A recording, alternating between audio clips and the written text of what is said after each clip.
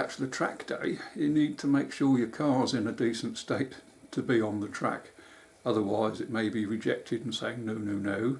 The worst thing you can do is spill oil on the track, so they may be checking underneath your car to make sure you're not losing oil.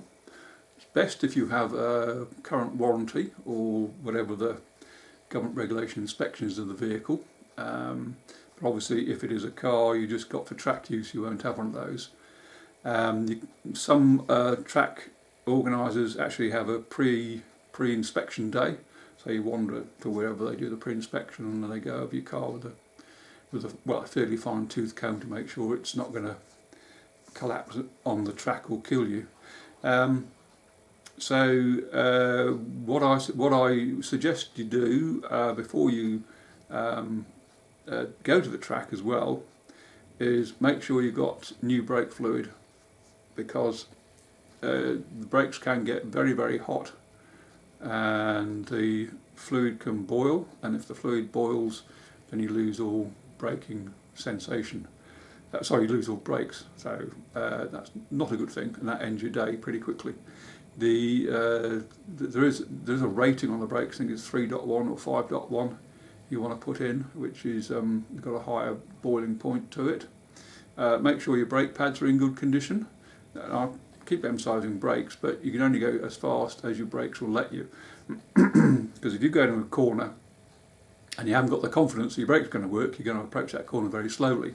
If you know you've got nice big Brembo 4-pot brakes on, then you know you can hit that corner pretty fast before you hit the brakes and then zoom out of the corner.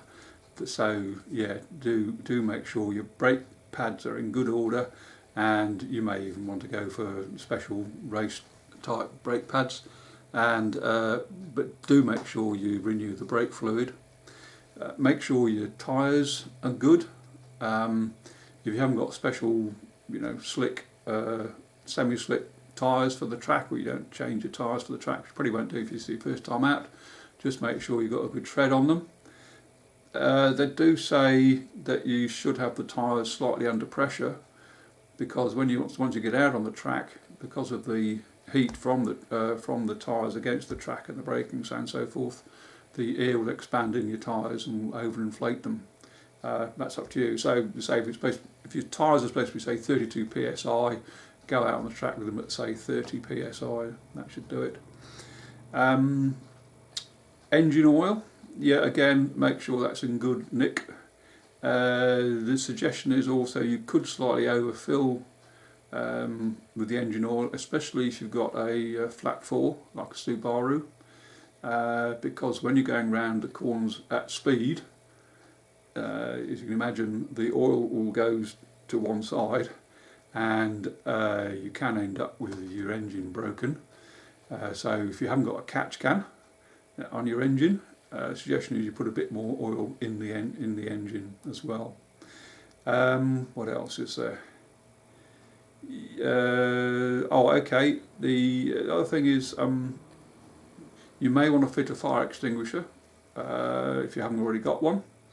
If you do put one in, and in fact some track when you're looking at selecting a track day, some organisers say it's mandatory to have a fire extinguisher, but obviously if you're just doing a smaller track day, that may not be the case.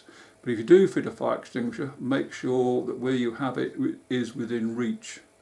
It's no use being in the boot of the car.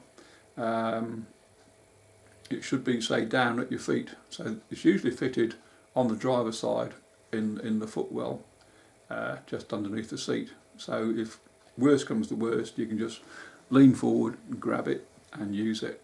So that's the idea of having the fire extinguisher close to hand. I think that's about it as far as the car prep's concerned. Oh, one other thing is when you get, I could put this on the day, but go around and check your car and just make sure there's nothing that is loose or can come loose. Because when you're flying around that track at X miles per hour, things tend to move that are loose. So you definitely make sure there's nothing loose. So you say you've got a box of tissues, get rid of that. and as I say, when I do the bit about on the track, you probably take out of the car as much as possible to make it as light as possible, but especially in the cabin, make sure there's nothing loose. Okay, right, so having prepped the car, prepped yourself, the next thing's on the track. So let's move on to